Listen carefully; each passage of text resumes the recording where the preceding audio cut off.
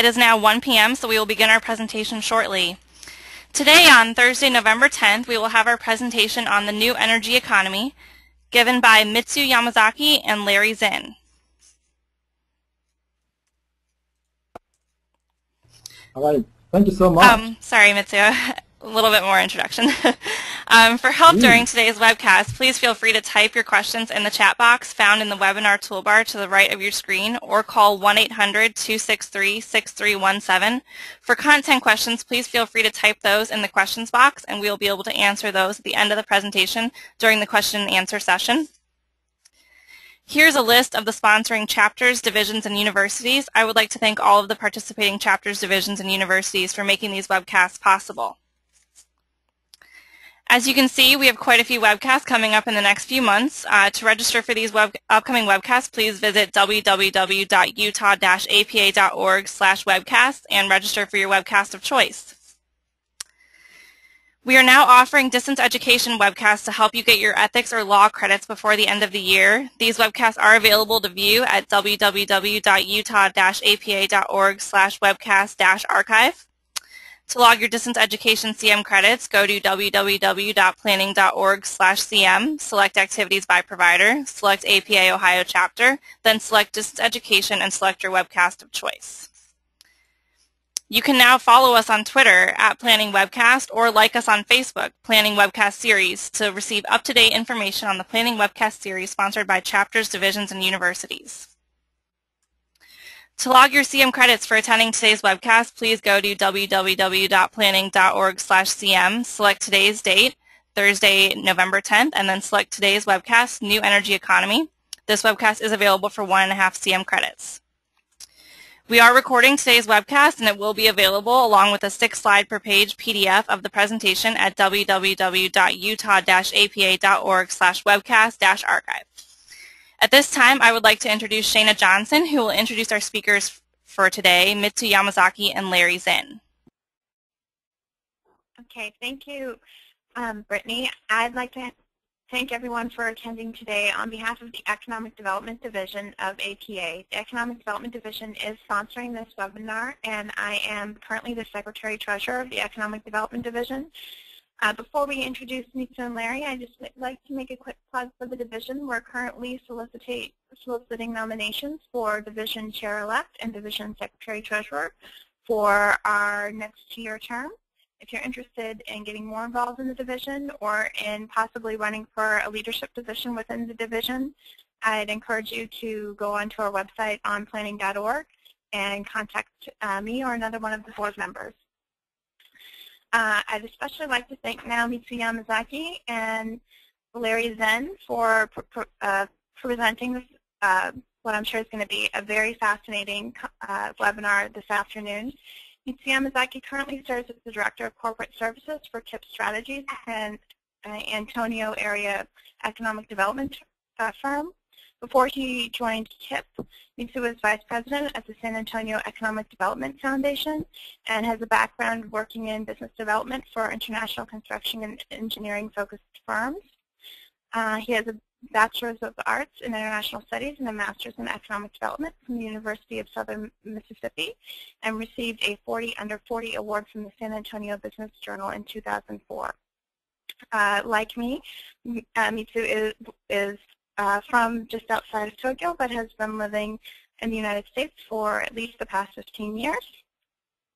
Larry Zinn is currently the president of the Tejas Verde Group. He was the chief of staff to the San Antonio Mayor Phil Hardberger from 2005 until June 2009, and among his responsibilities while he was working at the city was he was the city's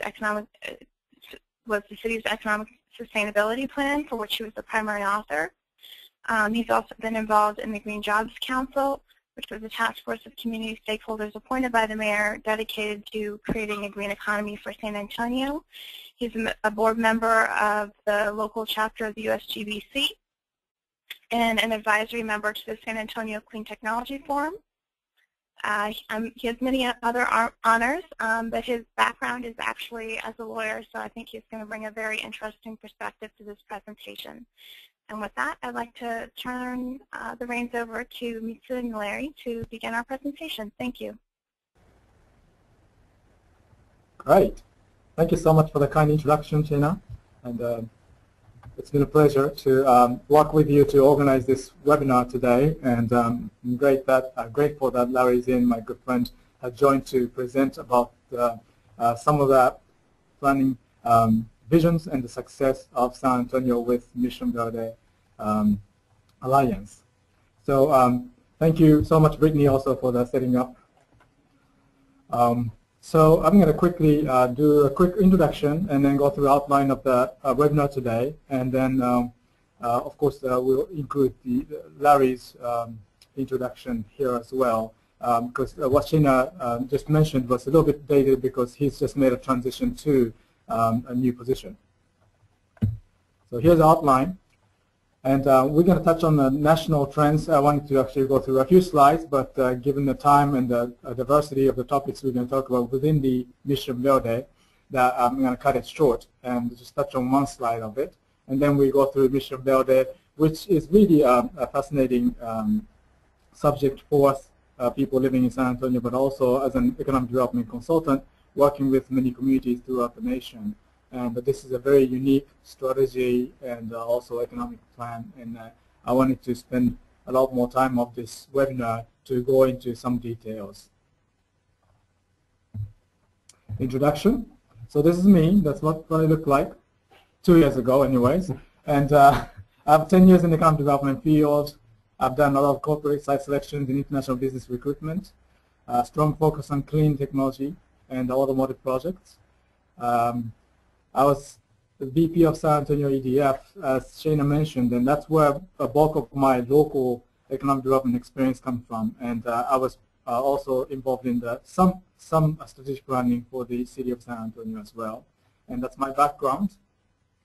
And the TIP strategies is the economic development strategy firm out of Austin. And we have, I have a few background slides on it too. But let me see. So TIP has been in business for 15 years, and we've done projects, mainly economic development, strategic planning projects, in 100 unique communities across 31 states and 4 different countries. Our focus is on strategic planning, workforce assessment, and corporate services, which includes site selection and the business development strategy services. Again, our focus areas are workforce, like the workforce commissions of different states and regions, military communities throughout the nation, clean technology projects, but also strategies, and working with the universities, the commercialization and workforce training, and also economic development strategies, including university as an asset. Here's Larry. Well, thanks, Mitsu. And I want to thank the sponsors for having us today. Quickly, I was former Chief of Staff to Mayor Hardberger. Before that, I was actually a lawyer by trade, but as some of my friends who have left the law say, I'm a recovering lawyer. And then that was my sole foray into public service in '05, joining Mayor Hardberger. It was a wonderful ride and a very unique experience. During that time, and toward the end of it, the mayor wanted to move out on clean technology and thinking about how to position San Antonio to compete in the 21st century global economy. And I was the lead author on the Mission Verde plan, and which was the economic sustainability plan for San Antonio. I was chair of Mayor Castro's board of Green Jobs Leadership Council, and Julian Castro succeeded Mayor Hardberger and has been a leader and champion of Mission Verde and positioning San Antonio in this way.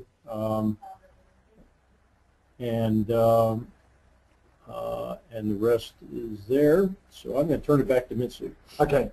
Well, quickly, I want to kind of set the tone of where we are economically today. So I'm going to touch on this little unique interactive map that TIP Strategies created and has been kind of becoming a buzz about recession and visualization of the map. Now click on it and hope to show you here, right? Well, this shows the job gain and loss of the top 100 metros, and it actually covers 98 metros because Anchorage is not on there, Honolulu is not on there, but everything else should be dotted. And what you're seeing for now is the job gain and loss in green and red bubbles. At the legend, you see small bubble represents about 10,000 jobs, gain and loss. And then big bubble shows 100,000, and each metropolitan area shows that for the past 12 months of the change. Then you click and start and give you a little guidance here. So this starts at the end of the recession, last recession we had, which was the IT bubble, and then recovering mode that many and most of the communities are making recovery, creating jobs. You see a bunch of places making 100,000 jobs for the last 12 months, and boom, the big red bubble is the Katrina hit New Orleans. They've lost several 100,000 jobs and close to 1 million jobs there in the region. But all in all, we're doing okay, except for the Detroit 3, the automotive region, really starting to get hurt. They're not really fully taking advantage of the rest of the economy, but people are still buying homes and cars, and now you start to see the start of the residential bubble burst. And then we're going into financial recession, and it's really depressing, but you can really track the job loss of the big cities. The West Coast, Midwest, East Coast, even in Texas you see the bubble. It's depressing, but now it's starting to shrink. Economically, we're not in recession anymore, but you start to see. And then in recovery, and coming towards 2011, we're going back to green. And towards the end of it, we're starting to see some red bubbles, but now we're still recovering. You can tell it's not the full recovery, but you can also tell that we're not in big red anymore. So that's the good news. But this really sets the tone of where we are today as the economy. And wanted to kind of give you a baseline feeling of, okay, that's what we are doing, where we are to start the recovery of each community today. Let me get back to the slide. Okay. So that's the context of where we are, and many communities are trying to see how to recover, how to create more jobs. And what San Antonio determined to do was really using Mission Verde as economic development plan to recover and really gain more renewable economy, gain more renewable technology jobs through strategic plan of this. And I want Larry to touch on how it started, the background of Mission Verde. Well, thanks, Mitsu. Back in late 07, early 08, we in San Antonio were facing a couple of challenges. Some of those were macroeconomic challenges that everyone was facing. Some were unique to San Antonio. One was, if you remember back in the spring of 08, which I think helped trigger many of the job losses and recession, was the price of oil shot up to about $140 a barrel, and the cost per gallon went up in San Antonio, which we have cheaper gas, over $4 per gallon. That really started to hurt people. We're a very spread out city. We have do not have a multimodal system and much public transportation, and that really started to eat into people's incomes. At the same time, we were facing growth issues in San Antonio in terms of our need for power. And a growing conversation was whether to invest in 2 new nuclear reactors, which were, frankly, enormously expensive when you looked at them. And then when you looked out around the world, and we were always trying to figure out how can San Antonio compete in the 21st century global economy. And we looked around, we saw rapid globalization, technological innovation, scarcity of resources, competition for economic development and businesses, as well as our own internal challenges in terms of our own population and things like that, all against a backdrop of this slow-moving train wreck that we call climate change. And it became clear to us as we looked out around the world and into the future that clean technology was going to be the next really big economic sector of growth. And not just because it was something that was going to improve people's lives, but frankly because not as a luxury, but as a necessity. And that we saw the overall business model of the 20th century, which was based on consumption, by necessity turning to a new business model of sustainability in the 21st century. And at the heart of that would be clean technology. Not just clean energy and renewable energy, we also have water issues here, biofuels, and just the waste management and everything else. It all comes together in clean technology and sustainability. And this is a message that's already been heard in places like China and Brazil and Europe and all of that. Japan. I mean, yeah, Japan. Japan's been doing that for centuries. At necessity, sort of Japan and Switzerland. Yes. Because of the way they're situated. In the United States, we've always had an abundance of resources, and they've been cheap. We've had land, and we've had resources. Especially in Texas. Especially in Texas. Yes. But that's not what the 21st century is going to look like, and we're already seeing it. Right. So we wanted to also take an approach that brought people together and was not divisive. And when we looked around at sustainability plans of cities around the country, we saw great plans. New York City, Chicago, Portland, Berkeley. But they all focused first on environmental goals, carbon targets, regulation. Energy, water, and so on, savings. But we wanted to focus on economic goals and create, at first, an economic plan that created environmental benefits, collateral benefits, as opposed to creating an environmental plan with collateral economic benefits, which is how it's always been positioned with sustainability plans in the past. And while that sounds simple, we actually turned it on its head, and it was crucial. We actually brought the business community together with the environmental community here and others, because who is against job creation and helping to position your city to compete in the 21st century global economy? Right. And frankly, when you do that and you embrace sustainability and clean technology in that way, the environmental benefits will follow.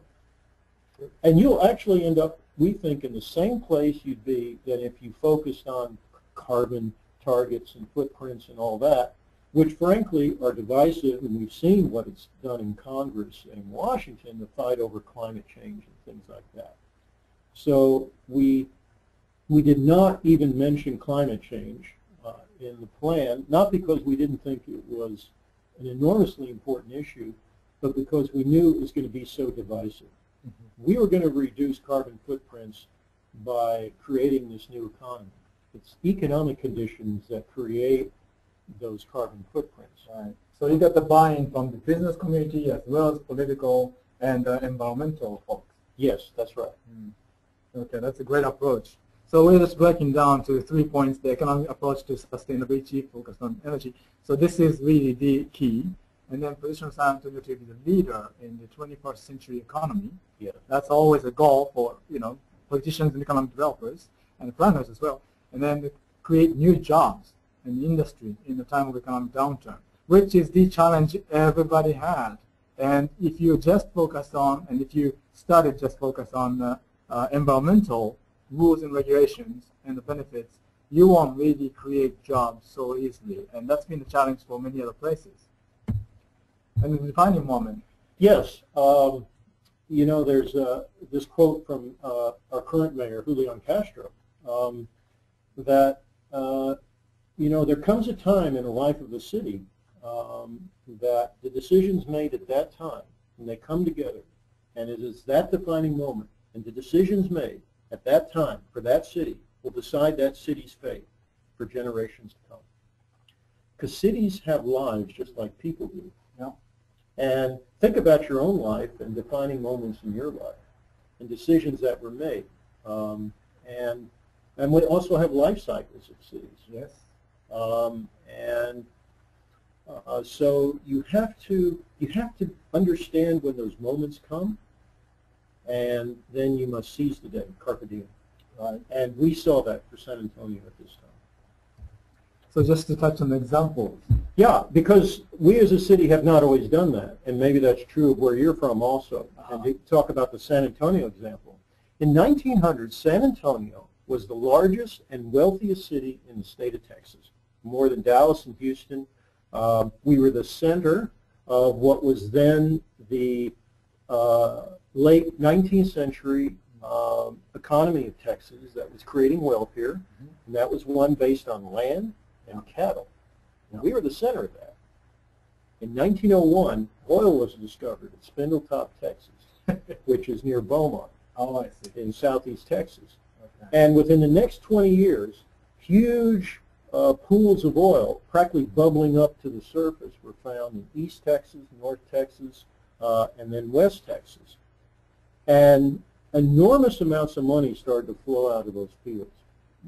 The equivalent of today's billionaires were created at that time. The Conrad Hiltons, the H.L. Hunts, and all that sort of thing, all came out of the oil fields of Texas.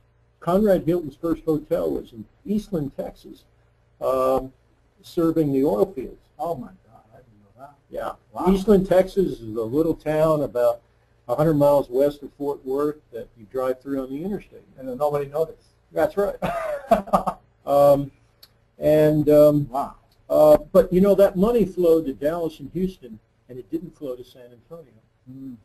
And by 1930, we were the third largest city in the state of Texas, because we did not seize that opportunity at that time. Right. Then later on, as the oil boom, which defined the 20th century, not just in Texas, but around the world, cheap energy, oil, fossil fuels, that all crashed in the 1980s. And right at that time came a new economic movement. Mm-hmm. Information technology, IT. IT.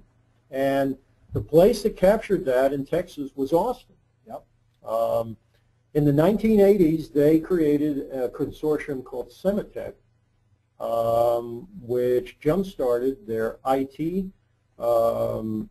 industry there, which is now, you know, the heart of Austin's economic scene, and it has defined it now for the past 30 years. Yeah. At that time, we decided to embrace tourism, and we got SeaWorld and things like that. And the way I like to put it is that Austin got Semitech and we got Shamu. And now, fast forward to today, you can see that the per capita income, GDP per capita income in San Antonio lags far behind Austin, Houston, and Dallas. Whereas 100 years ago, it was the opposite. Right, we were top. Huh? We were the top. Right. And it's an example of how cities miss defining moments. And when they miss those, and they're particularly defined by economic terms, it can be disasters like Katrina. Pompeii is another example of a city that had a defining moment and didn't have much choice. But most of the time, it's an economic movement that defines the city's future. And we missed it in the 20th century. And we're paying the price for that now in terms of catch-up with just Texas cities, let alone nationally and internationally. Right. So we see clean technology as a way to change that. Good. So today, our focus became really on the city, county, and this region really has been pulled together to focus on this. And just to give an overview, now it's focused on energy infrastructure, the building energy infrastructure, clean, green energy technology development, sustainable buildings, transportation and land use, community outreach, and leading by example for the city government. And really, the examples really touch on everything else about that. And since it's really unique and so far very successful in my eyes, and me coming from a consultant dealing with cities and counties and states all over the nation, this really has been a unique one to learn about. So I wanted to get the opportunity this time to really go through in details, not too much detail, but in details of what we are talking about. So first initiative is the build a 21st century urban energy infrastructure with distributed energy. So Yes. tell me about that, Jerry. Well, in the 21st century, energy will undergo a change from concentrated power sources, large utility scale power plants, to more distributed energy. And the example I like to use is, the analogy I like to use is that of knowledge. And what happened 30, 40 years ago. When I was growing up as a kid, if you wanted knowledge, you went to a centralized source called the library. Yep. Or if you were lucky at your home, maybe you had a set of encyclopedias or some kind of reference books. Right. Then along came the information technology revolution along with the internet. And now, all of you all listening probably have something in your pocket or right next to you, let alone your computer, that now connects you with the information of the world. And you no longer have to go to a centralized source to find that knowledge. It's now distributed. Right. As we're doing this, just the technology now that we're having this webinar on. Same thing's going to be happening with energy, because more and more people are going to be generating their own energy, or it's going to be more localized. Simply because, and I'm talking about the generation of electricity as opposed to transportation fuels. We're going to have more, it's all going to be renewable based for the most part, some natural gas in terms of fuel cells and things like that. But everybody's going to be producing pretty much their own energy, and that's going to create a new business model for utilities. There are going to be less generators and sellers of power and more of the transporters and traffic cops of power. Right. So from the initiative came along these action plans for the city. And can you touch on a little bit about how special the CPS energy that we have here in San Antonio? Yes. We have a unique asset in San Antonio. We have a municipally owned utility that is the largest integrated municipally owned utility in the country, with both gas, natural gas, and electricity. And it has over 6,000 megawatts of capacity. It's vertically integrated, and it's owned by the city. So what does vertically integrated mean? Vertically integrated means that it does everything from produce the power through the whole system to delivery of the power to what's powering this computer right now. Right. So they actually create, generate the power, distribute the power, and sell the power to consumers, and that they own the whole thing. Yes. From the power generation plant to the line, distributed lines, yes, to actually meters and yes, everything else. That's right. It's very unique because not everybody has that. And then it is also a large buyer of wind energy. Yes, they have, among municipally owned utilities, they have the largest wind portfolio, which is now just gone over 1,000 megawatts. And that's both coastal wind, South Texas wind now, and as well as West Texas wind. And now they're starting to move into solar in a pretty significant way, although not in the really large, and this is smart, not doing hundreds of megawatts of solar farms. They're positioning them around the city. For example, they started with that 16 megawatt installation, which currently is the largest solar installation in Texas. But when you locate it next to your city, you're not just capturing the power and lowering your transmission costs, but you're also creating some economic development when you build these things and service them. Right.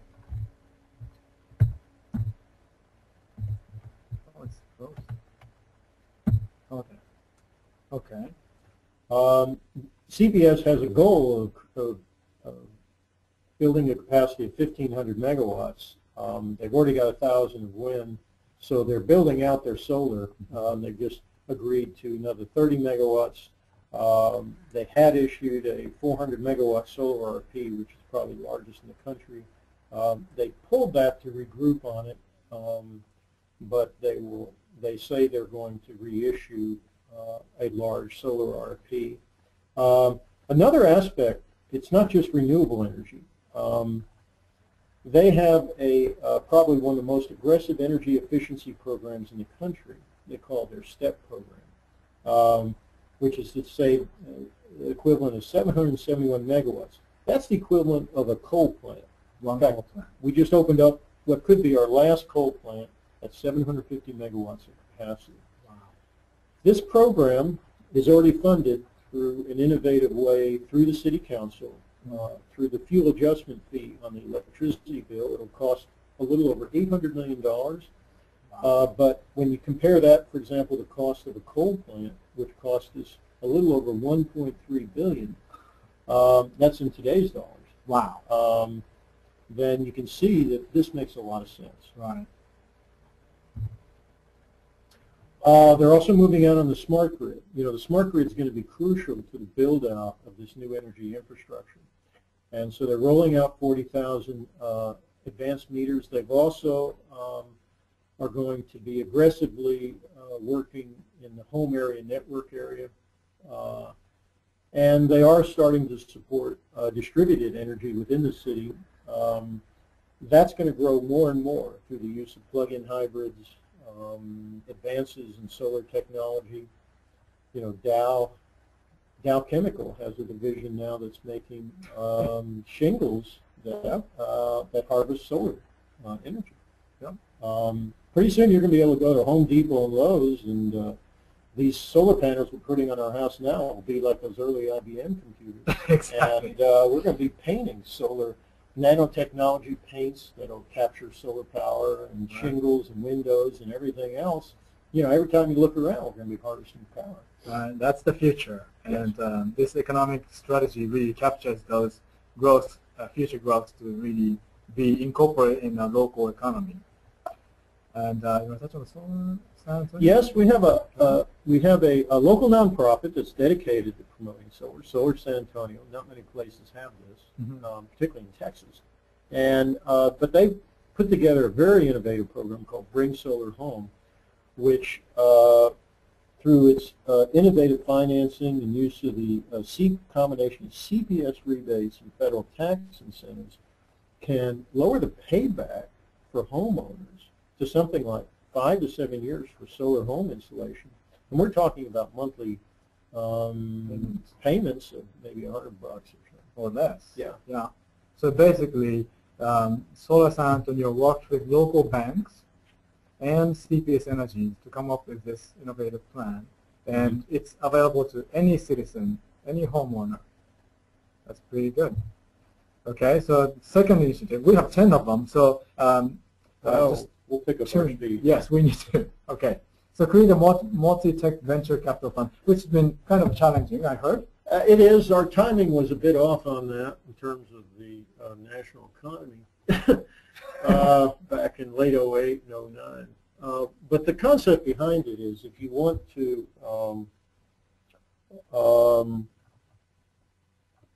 support entrepreneurship, you have to have sources of venture capital and deal flow. And study after study shows that entrepreneurship creates more jobs in small businesses than any other area of economic development. Yes.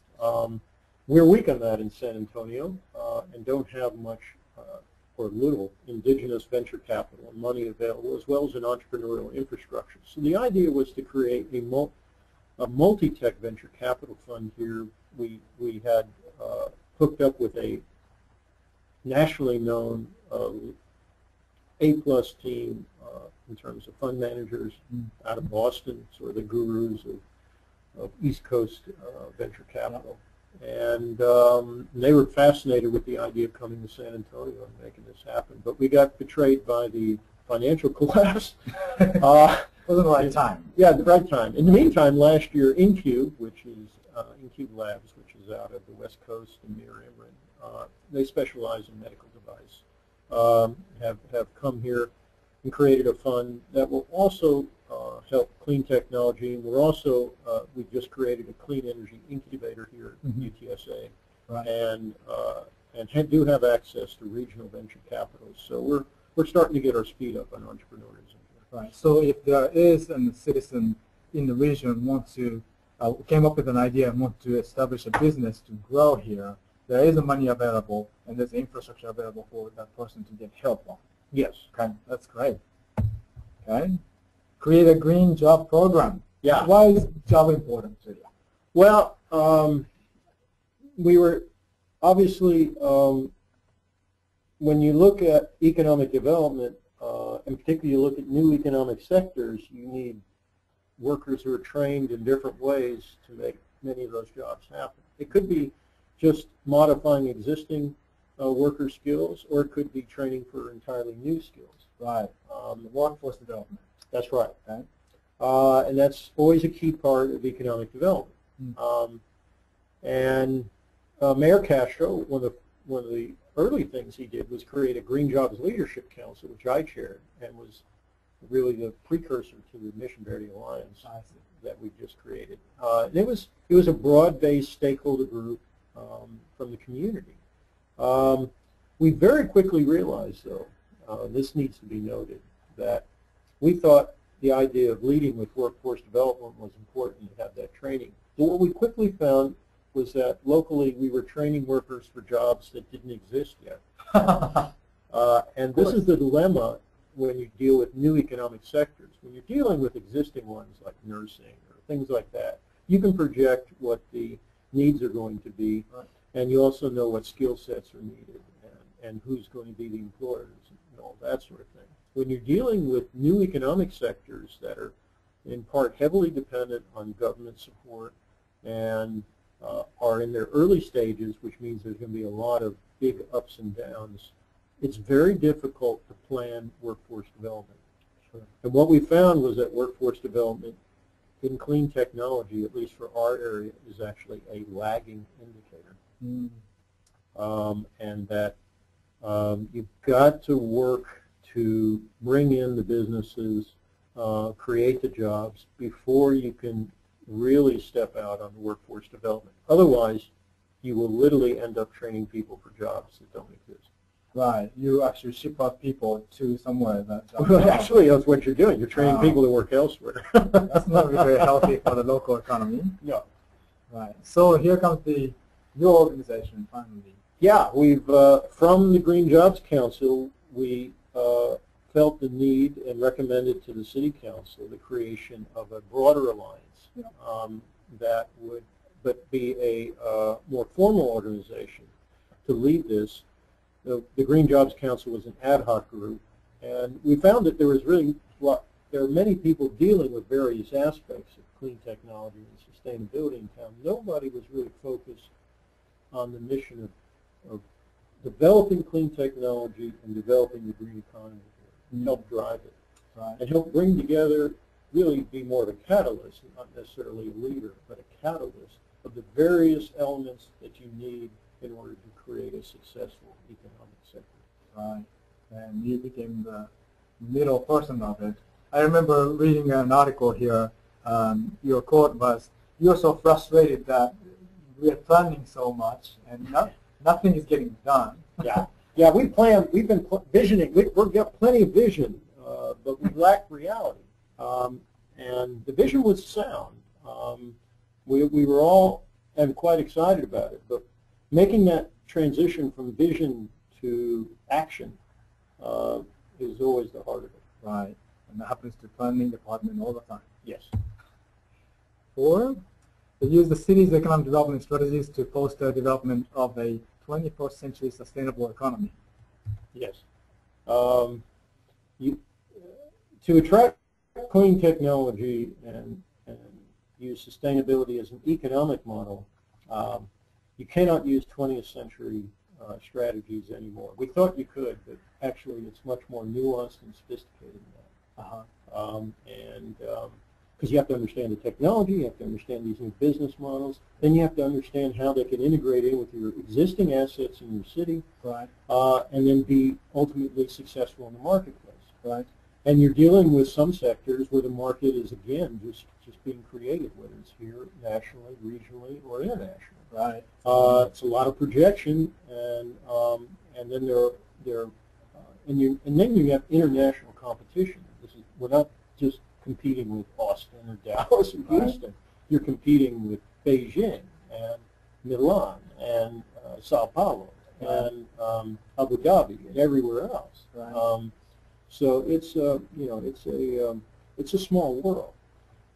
So but one thing is to get your economic development departments and your economic development organizations to at least, the first thing they have to do is understand they have to target these areas. Right. And we have been successful in that.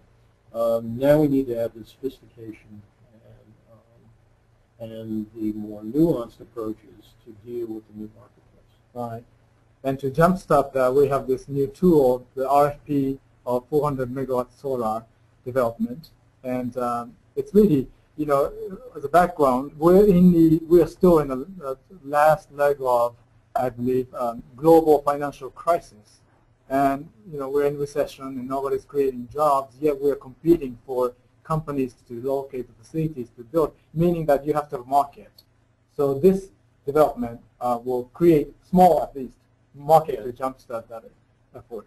And it's worth noting here that CPS Energy has launched what they call their new energy economy.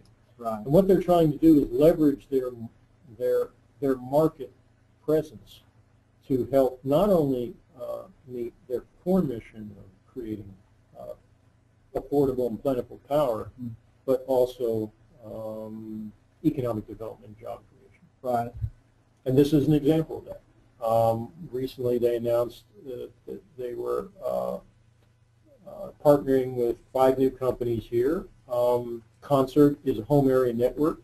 They were based out of, I say were based out of North Carolina because they're moving their headquarters here.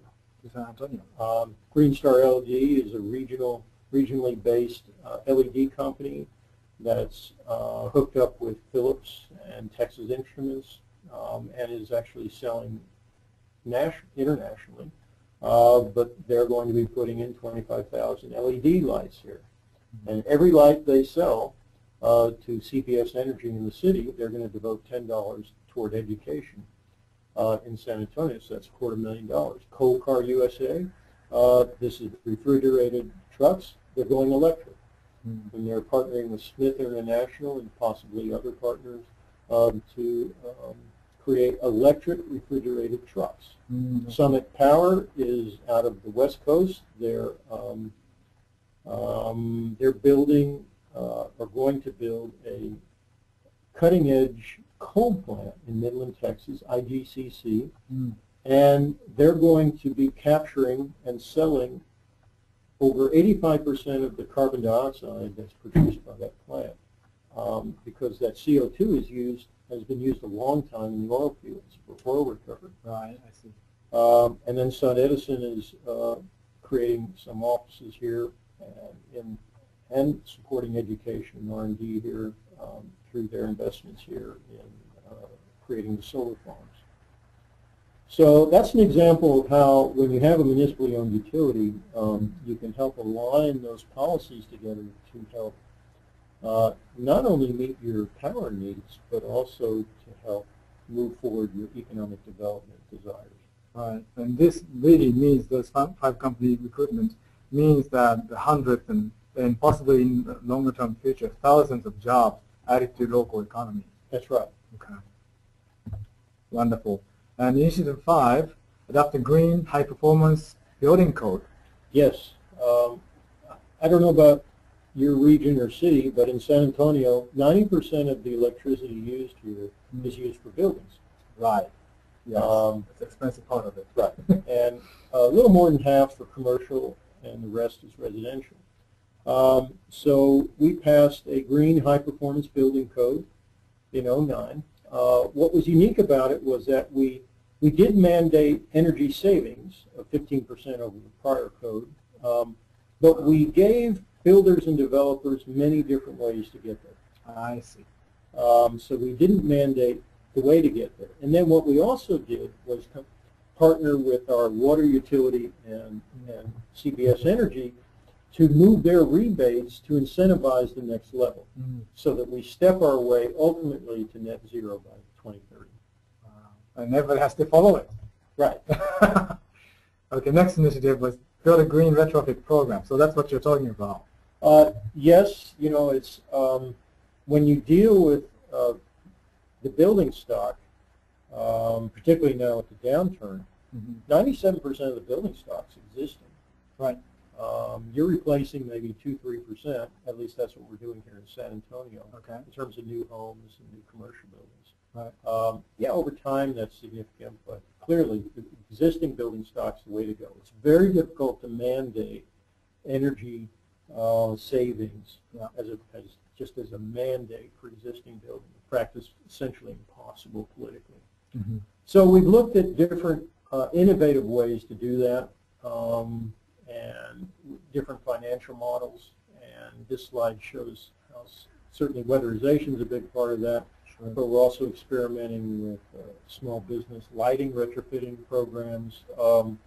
We also just introduced through the Better Buildings grant from DOE significant energy audits for residences and small buildings at reduced cost, along with financing, special financing that will be available to them if they want to do energy efficiency measures. Right. Basically, any resident can get online with CPS or cpsenergy.com and have an audit, doing a survey, but having actually auditor come to the house and do it and still get a rebate. And you can actually apply different applications of weatherization with using coupons almost. Right. It's a rebate program from CPS, and if it's a water conservation, it's a San Antonio water system, and get good service and maintain your home better. And there's no electrical or air leak or water leak or any kind of waste will be eliminated almost, not free, but very low, at low cost. And that's really helping the residents understand what they can do to save money. And in recession, that's very important. Yes. You know, a key aspect of sustainability is transportation. And really the key to creating a sustainable 21st century transportation system was to have an integrated multimodal system. And frankly, San Antonio's been far behind on that. But we are moving out on bus rapid transit, and that line should actually be operational next year. Moving out on electric streetcars, and in particular, we're very interested in electrification of transportation, because that's, we feel, is also going to be a game changer in a lot of different ways. And a quick analogy, and to talk about, just to give you a feel for how important the electrification of transportation is in the global economy. With a gas-powered engine, even the hybrid gas-powered engine, we all go to a gas station and we put gas in it. And that gas probably came from a place halfway around the world, possibly in a place where a lot of people are pretty angry at us. And it taps into literally a multi-trillion-dollar economic system that brings that gas to you in a somewhat economical way. Now, when you think about the new pure electric vehicles like the Leaf, they are totally bypassing that entire trillion-dollar system. And instead, their power is coming through CPS Energy and people like it. Instead, it's coming through natural gas plants and coal plants, nuclear, and renewable energy, and being delivered to your homes or businesses. And as the electrification of transportation system grows, we feel that that's going to have a dramatic effect on the global economy. And those who are not positioned well to take advantage of that are going to be those who are left behind. Yep. And all the infrastructure is being built out anywhere in the world. And we even see that in San Antonio. Now it's really accelerating. Yes. So we'll have at least 100 vehicle charging stations throughout the city by the end of the year. And we're looking at other things, the sort of car share studies and bike shares and things like that. Right. And create new sustainable real estate development. Yeah, this is a real challenge, particularly in a downturn. It's real estate based, but but you have to do it. And you know, I don't know how many studies I'm now seeing and people talking about how the suburbs are going to be the next slums of the you know, the 21st century. You know, a lot of places. We're already seeing degradation in rural areas. But I actually think city centers are going to grow more and more, and we're looking at that in San Antonio. As a city, we were, you know, in 1930 we had over 100 miles of electric streetcars that served the entire, at that time, city, which was 6 by 6 miles, 36 square miles. We were one of the first cities in the country to dismantle that system in 1930. Well, we're in Texas after all. We're in Texas, but truth be, it's a model that's happened everywhere. And that has to be reversed if we're going to be sustainable in the 21st century. And we understand that, and we are doing what we can to make that happen. Sure. Okay. And here comes the one-stop center that we wanted to talk about. Yeah. We've, you know, a key to understanding this and making it successful is bringing it to the community. And so one way to do this is one-stop centers, both virtual and real. One thing we're doing here in San Antonio is the Mission Verde Center, which is a decommissioned inner-city school. And we are using it for workforce development, technology demonstration, and growing community outreach. This will be needed more and more, both real and virtual centers, if we're going to be able to, if this is going to be successful and people are going to be able to keep up with what's happening and how to make it a part of their lives. Right. And you are the partners of that center. Yeah, this is an example of the broad-based partnerships, which we do very well in San Antonio, and it's really key to moving forward if you can. So here we have education, utilities, government agencies, academic institutions, workforce development, all coming together to try to make this a reality. Right. And this is important that because Mission Verde is an economic plan, economic development plan, that we already have the buy-in from all the partners. So this was all natural for them to really tap in as a resource as well as really the partnership and better improve their services in other areas. And they don't want to be lagged behind in that new economy either. And the last one. Well, you can't ask the people to do all these things if you're not willing to lead by example. I understand. And so the city of San Antonio is doing that. One key has been, as you see in that first bullet point, it just shows that energy savings you can create by just from energy efficiency and doing some fairly simple things. Right. But we're doing lots of other things, and this slide shows some of the things that are going on. Overall,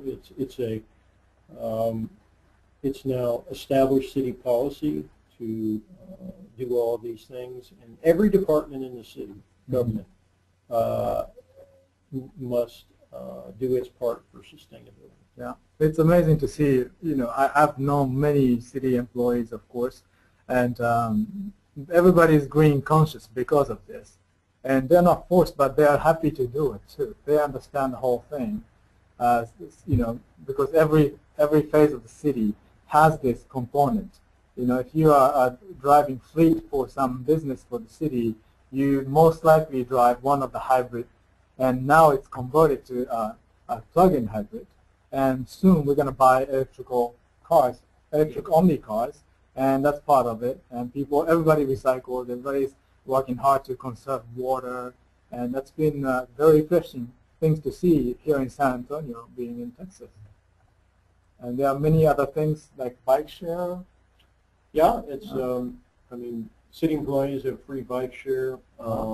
We have an ordinance that requires new city buildings to be the equivalent of LEED Silver.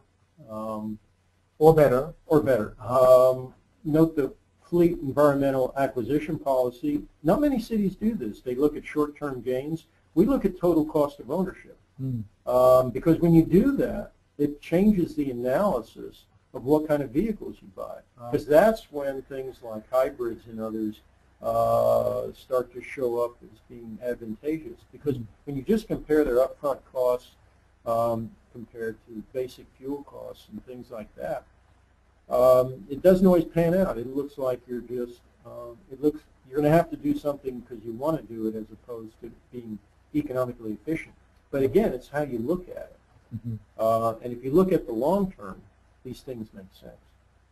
Right.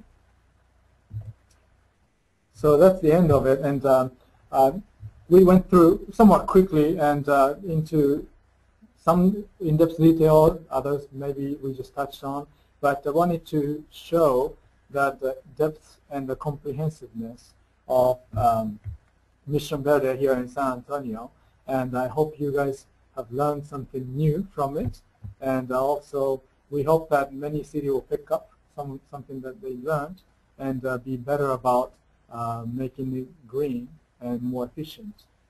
Thank you so much, and we'll take the questions now. All right, great. Thank you, Mitsu and Larry, for a great presentation. Our first question is coming in from Raymond. Could you explain what an advanced meter is?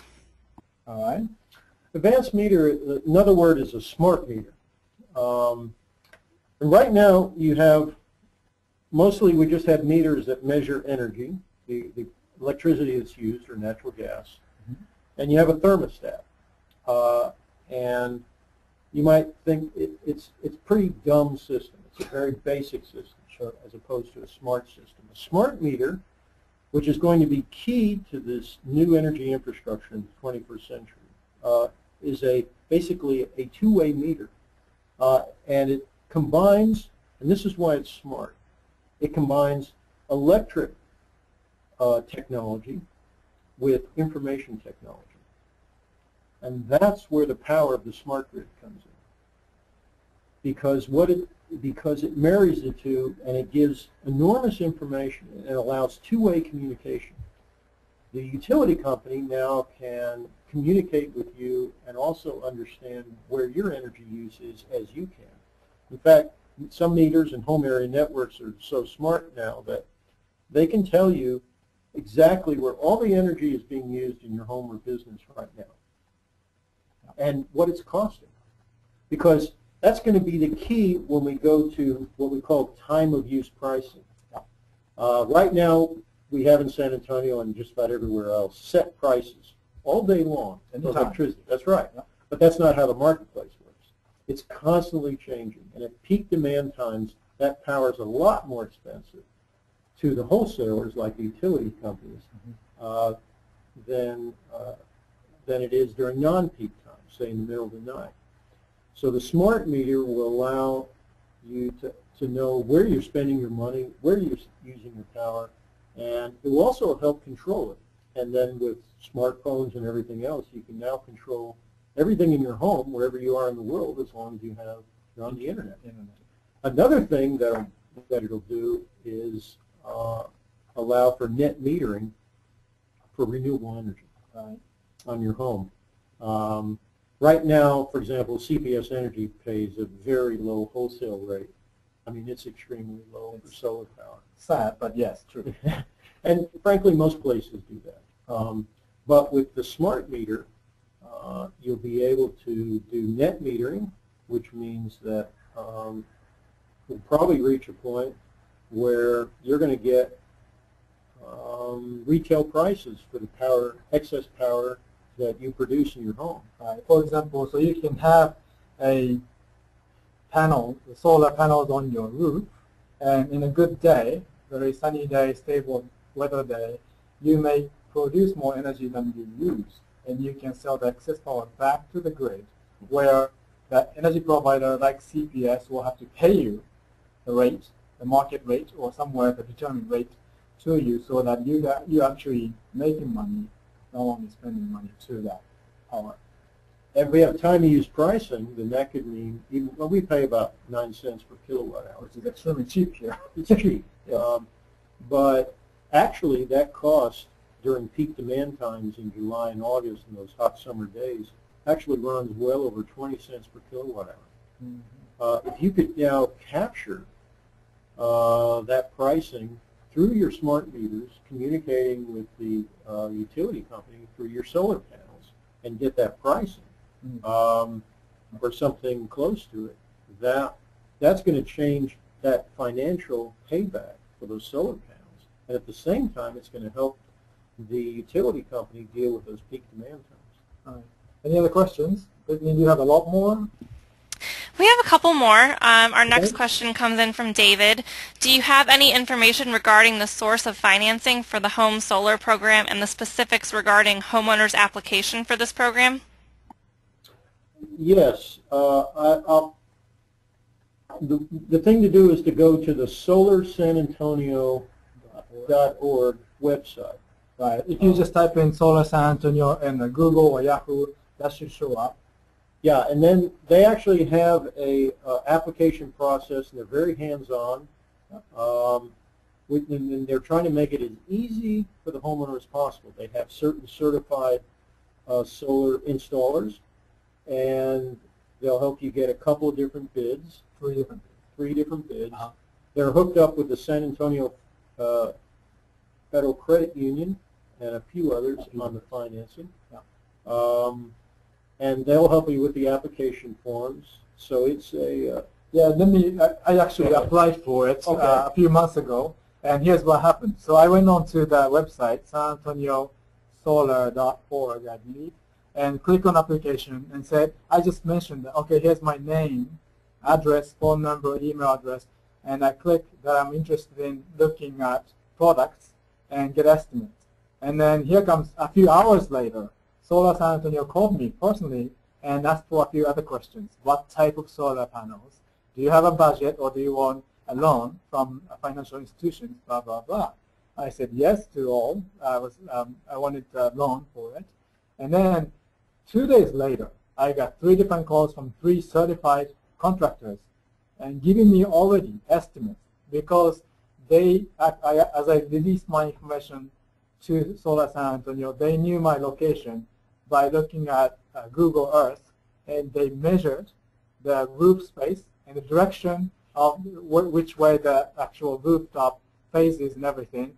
They gave me estimate of, okay, you are qualified, your roof is qualified for about 5 megawatts, and it's going to cost this kilowatt, I'm sorry, and this is going to cost about $30,000 depending on the product you use, and these are the payback, and this is how you can actually apply for the loan and the loan application help and all these things. So all I have to do is fill out the application and pick which product and which financial institutions, and then apply and go through just a credit system where if I'm qualified for the loan, I get the loan that will pay for the upfront cost and also the rebate application to local power company and the federal credit. And basically, I knew exactly how much I have to pay per month until I paid it off. And when I'll actually start making money if I have excess generated electric power from my roof to CPS Energy. So that was almost like a turnkey solution to me. I still haven't gotten that loan yet, sadly. Okay, so I hope that really answered the question, David. All right, thanks. Our next question comes in from Mary. What's the communication plan for getting this direction change plan out to residents and businesses? Oh, yeah. Well, that's a good question. We've been working through the media and various community stakeholders in getting the message out. In fact, the Mission Verde plan was announced at the State of the City address given by the mayor, sort of our local version of the State of the Union address, which was sponsored by the Greater Chamber of Commerce. There were about 1,000 people in the audience, and it was all the business and community leaders from San Antonio over there. Who's who of San Antonio? That's right. And we announced this sustainability plan, and which was very well received, maybe, and so there has not been a formal media relations plan to do this. At the Alliance, we hope to create a web-based portal with a lot of information and ways for people to plug into this. But there already is at some of the city websites. But it's been getting a lot of press locally and has now become actually a common term in terms of the leadership, both political business and community leadership that's in this area. But I have to admit, we have not made penetration among the vast population of San Antonio. And that's the challenge, and it has yet to be met. And that's what part of Alliance will do. Yes. Okay. All right. Brittany? Yeah. Thank you All right, for your great. question. Yes. Well, our next question comes in from Stacy. So Governor Perry has touted the job creation in Texas, yet many of these are low-paying jobs. What types of jobs are being targeted by Mission Verde? Good question. Yeah, very good question. We're targeting a range of jobs. We would like to target higher wage jobs, and that is certainly the goal, but it's also the challenge. So we are targeting more, for example, Concert, the home area network company.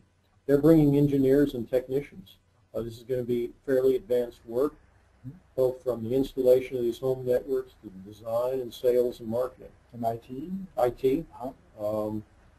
We have our university, local universities, community colleges, and even some of the high schools are now getting more into career pathway programs for clean technology. It's not as well organized yet as it could be, but it's certainly happening. We do want to, and the mayor has what is called a brain power education initiative that's going to be happening, and aspects of that are going to be announced soon, because San Antonio, frankly, has been a low-wage city. That's been our challenge. We see, actually, most jobs in clean technology are of higher wage. So as you attract these businesses and technology, we will create higher wage jobs just from the nature of clean technology. But it's a very good question, and right now we'll sort of take what we can get, but we do want to focus more on creating the higher wage jobs. Mitsu, you want to add anything? Well, you know, many communities are getting benefits from these renewable energy projects like the solar farms and wind farms and, you know, many other things. And those really bring only construction jobs. Right. But this Mission Verde really targeting, focused on economic development, brings in operations of these productions. So if, for example, the Concert or Sun Edison is a good example because they will one day, if the market saturates enough and they can sell, they can build more, they will have management people here, and that's six-figure salary, and they have, you know, MBA or, you know, master's degree, and their family will be here, and so on. That it's going to have a positive effect in the local economy. By having more of that, having a concentration, or rather say cluster of renewable energy companies, then we will have a need for education of those workers, and we need to have a lot more technology-oriented designing jobs and engineering jobs to support those companies to manufacture blades or manufacture solar panels or manufacture batteries and manufacture all the connections in the sockets and things like that. And that's what we're hoping to achieve. And it not only focus on higher end, but also lower end manufacturing jobs too, because we frankly need that too. We do. And I think one of the key words you said, Mitsu, was cluster development or sector development. And to take a comprehensive look at certain sectors, focus on what makes sense for San Antonio, which is, we actually did commission and oversee a opportunity analysis for San Antonio, right? Which focused on, for example, 5 key industries, which was utility scale energy storage, energy cybersecurity, solar thermal, solar PV, and electrification and transportation. We saw these as areas that would make sense for San Antonio. Each community, you're not going to be able to do everything. Each community has to figure out where their strengths are and where their opportunities are in this new clean tech area. and where you can attract those higher wage jobs. That's where we see some of the most potential. That doesn't mean there aren't other opportunities, LED lighting, advanced energy efficiency, water technology, and so on. They're all important. You got to figure out what makes sense for you, and then have a strategy to go about and make that happen. Yep. All right, great. Our next question comes in from Lenore. Is there ever a point when the average number of cloudy days for an area preclude the value of installing solar panels, or is the energy generated from this source always a surplus? For example, the Northeast has far more cloudy days than Texas. Right. Well, it's certainly a factor that has to be plugged into the financial formula to see if it makes sense. Sure. But you know, we have some interesting phenomena in the world today. The country with the largest solar capacity in the world is Germany. And Germany has the same solar capacity of southern Alaska.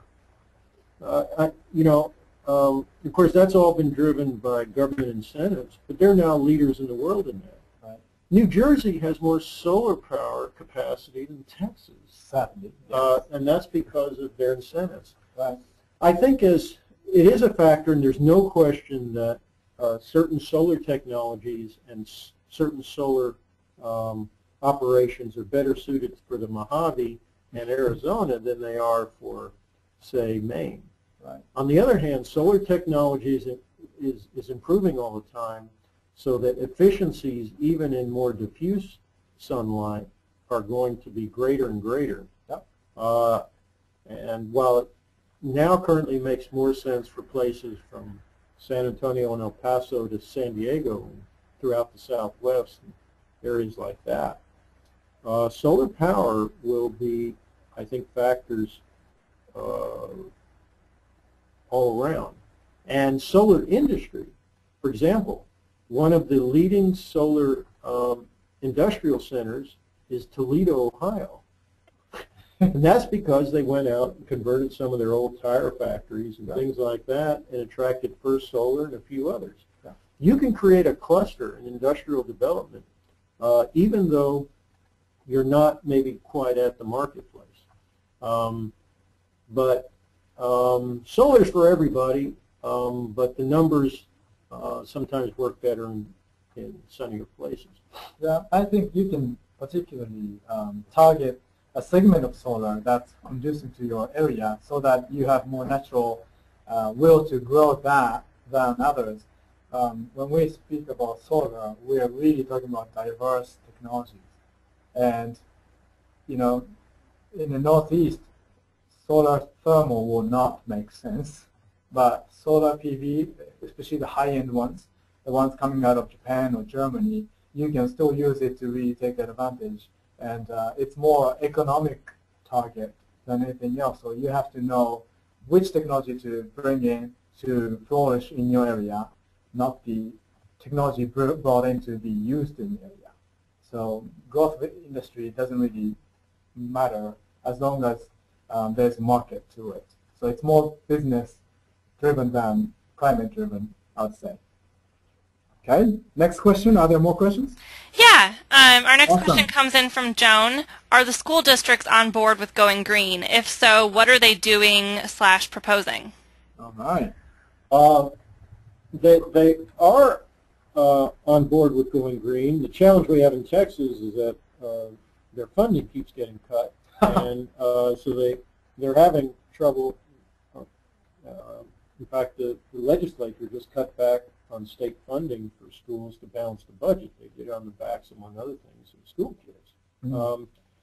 So green is still a luxury with some school districts because they simply are struggling just to make the essentials. But we have some interesting things going on. For example, there was a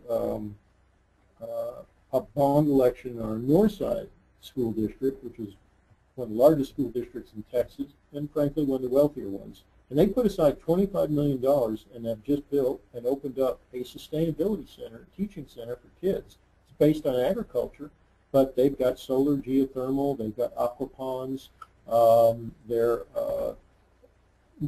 also building solar cars for competition, actually won a regional competition for that. Wow. and we're trying to bring more of this to the inner city, where it's more challenging. Mhm. They are on board. They're quite open to it, but they simply don't have the resources to bring to bear on this issue. Mhm. We do have some state laws that make it easier for them to go green. It's just the state didn't give them the money to do it. So the answer is yes, they're on board, but we have local and regional challenges on funding. Right. Well, over time it will be easier. But we have a couple of our school districts that are making, for example, all their new school buildings are LEED certified. Mhm. More and more of the school districts are understanding that it's not just a matter of saving energy and water, but creating LEED or equivalent LEED certified school buildings creates a healthy learning environment for the kids. Okay, great. Our next question is coming in from Leslie. How does this correlate with sustainability? It seems that all of the strategies are highly dependent on someone else's money, i.e. taxes. Well, that's a very good question. In the end, the market will drive this, and so, but to get this going, you have to have government support. I mean, it's happening all around the world. It's happening in massive ways in China, to some degree in Japan. Quite frankly, historically, it happened to the automobiles and Oil industry, yeah. it's and still, the oil industry is still heavily supported by federal and state subsidies. Right. But the government resources are becoming more and more precious and more stretched. And we're going to have to figure out ways to do this where the marketplace drives it and helps make it happen. And that's, for example, what CPS is trying to do by leveraging their market share. They're not necessarily spending directly on economic development. They're saying, okay, we need home area networks. Why don't you, but it's not just putting out an RFP for home area networks or something.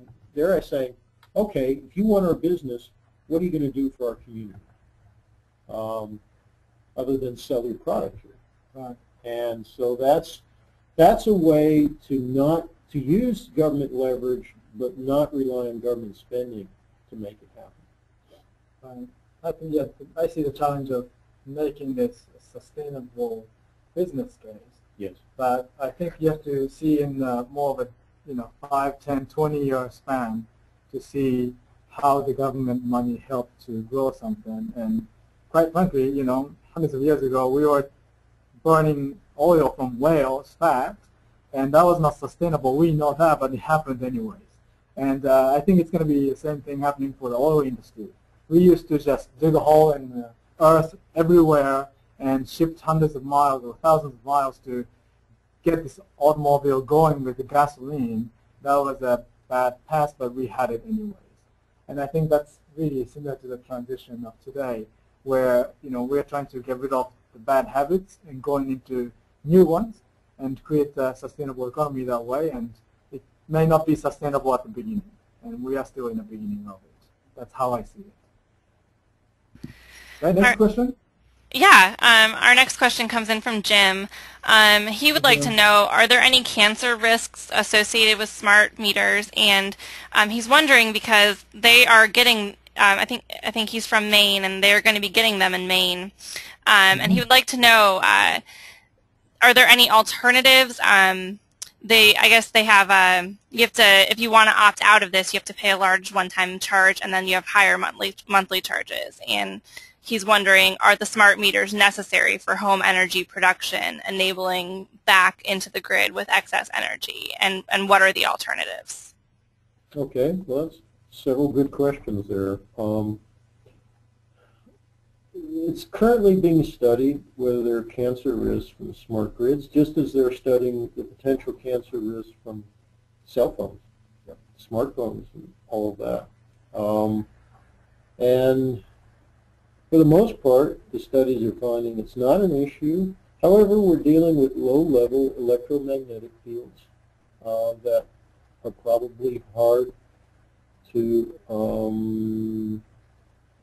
given the state of medicine and science, are really hard to calculate about what effect it's having long-term on the body.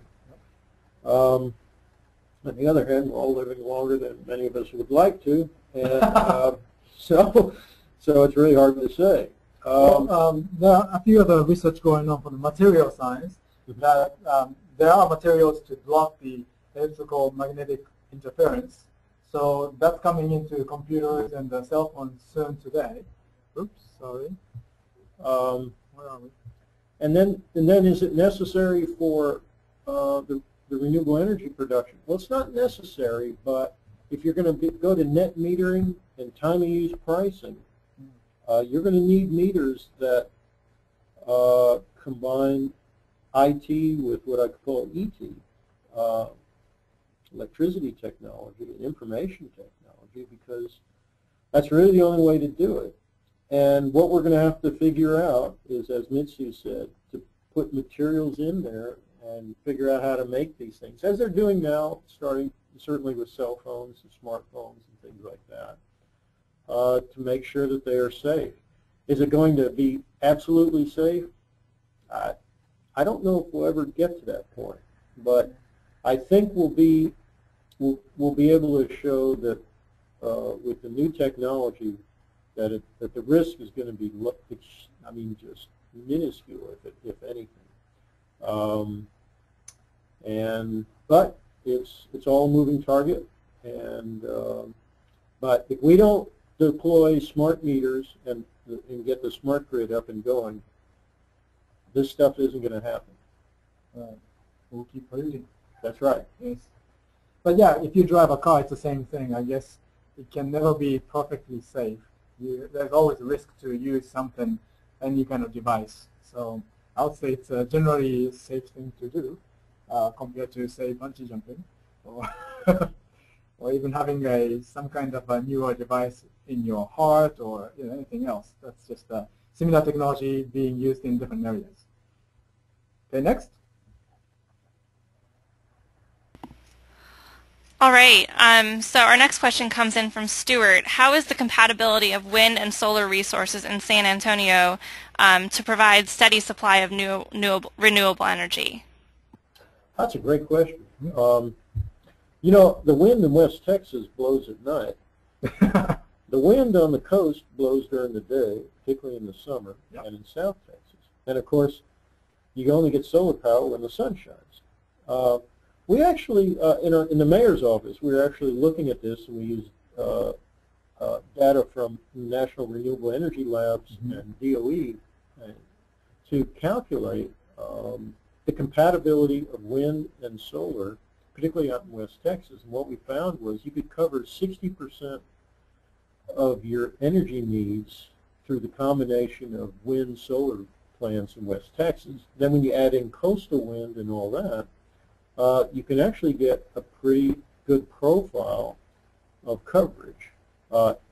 It's until we get energy storage and can dispatch it as needed, it will never be truly dispatchable energy as with now we have with coal, nuclear, natural gas.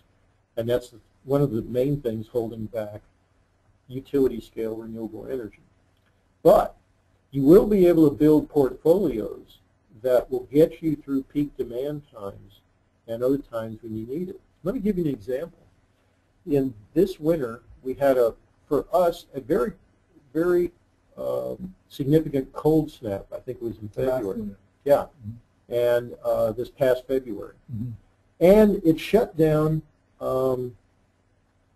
several of our natural gas plants because they lost pressure because the temperature was so low, and they hadn't insulated the pipes because if they did, those plants would burn up in the summer. So those plants went down. Then they had some coal plants that were offline. And all of a sudden, ERCOT, which is our grid system in Texas, we're unique in that way, was looking at a total failure. But it happened that this cold front that was coming through and creating these temperatures was actually creating a lot of wind. And they had wind gusts out in West Texas. And we have almost, I don't know, almost 10,000 megawatts of wind out there. We have more than any other state in the country. And that wind actually saved us from our grid crashing. And now they're looking at solar as not so much as a power generator, but as a peak demand shaper. Right. Using it in peak demand to sort of shave those peaks off the top of those grids, so that you can get through. And that's becoming more important because, frankly, it's just getting hotter and hotter here, and we're using more and more energy. Yes, and we have more people, so that the peak, the highest demand time of the day, the usage can be shaved, meaning that we can use hottest, in Texas, hottest day of the summer. That's when we have the most usage of electricity, and that's when the solar panels can be working and generating electricity for us. So that's how the peak is shaped in that way. And there's one last idea. I know GE's working on this, and others, is to combine your solar, your wind, and then peaking units with natural gas. And when you combine all three of those, you can get dispatchable energy, even though the majority of your power is renewable. The question is whether that's financially viable in your current grid system and competitive pricing. But we have the technology now, without energy storage, to use mostly renewable energy and make it dispatchable 100% of the time if we add in something like natural gas. But we're not quite there in terms of pricing, and we're going to need that energy storage technology to make it happen. Yeah. So storage is one of the key targets we have here in San Antonio within the Mission Verde. Yes. Okay. Is there another question? We have a few more minutes, right? Yeah, I think this will be our last question. This question comes in from Sherry. What conditions would compel a municipality to advocate and incentivize geothermal as a renewable energy source over solar or wind? Another really good question. Geothermal is when you can actually make it work, is a great source of renewable energy because, go back to the last question, geothermal energy is 24/7. Yeah. The largest are over in Northern California, around Santa Rosa, I think. And there are a couple of geothermal plants that are over a couple hundred megawatts, and they produce 24/7. We actually have a lot of geothermal energy potential in through South and East Texas, because it turns out that there is not quite water as hot and steam as hot as that in Santa Rosa, but approaching. Actually, DOE did some studies along the coast here back in the 70s when Jimmy Carter was still president, and they were looking at these things, and we went through our last oil crisis. But actually, that technology will work. And there's a geothermal center in SMU that's studying this. You can get a megawatt of power from each abandoned oil well in South Texas, and there are over 18,000 abandoned oil wells already drilled through South Texas alone. You're talking about, to put that in perspective, CBS Energy has a total portfolio of 6,000 megawatts. We have peak demand about 4,500 megawatts. You could tap into that geothermal power. That would be a game changer if you could do it in a financially viable way. So to answer your question, you have to figure out whether you're in an area that has geothermal potential. Not every place is. In fact, most of the country is not. We happen to be close to one, and it's actually been mapped out. You can actually go on the DOE website and see the geothermal potential around the country and in your area. And if you're in a significant geothermal area, then that does have the potential to meet your needs. But then you get into questions about whether anybody's really figured out a financially viable way through a successful business model to do it. And frankly, that's ongoing now, trying to figure that out. Right. There's distribution challenge and all these other challenges. And of course, there are newer technologies of geothermal that really adds more to residential homes and small office buildings where it's distributed geothermal, where you use the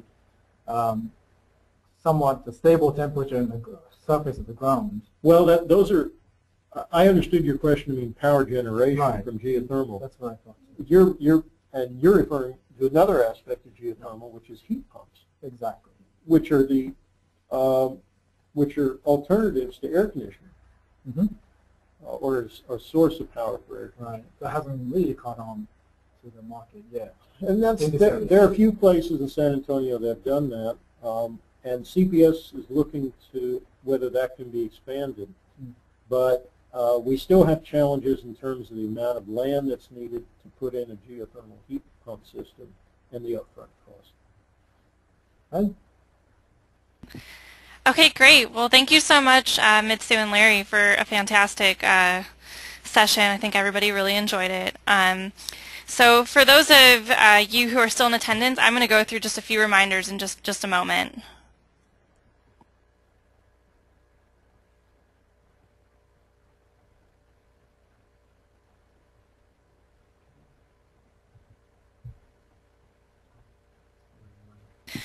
All right, so first off, to log your CM credits for attending today's webcast, please go to www.planning.org/CM, select today's date, which is Thursday, November 10th, and then select today's webcast, The New Energy Economy.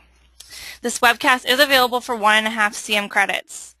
Also, we are recording today's session, so you will be able to find a recording of this webcast along with a 6-slide per page PDF at www.utah-apa.org/webcast-archive. This concludes today's session, and I want to thank everyone again for attending.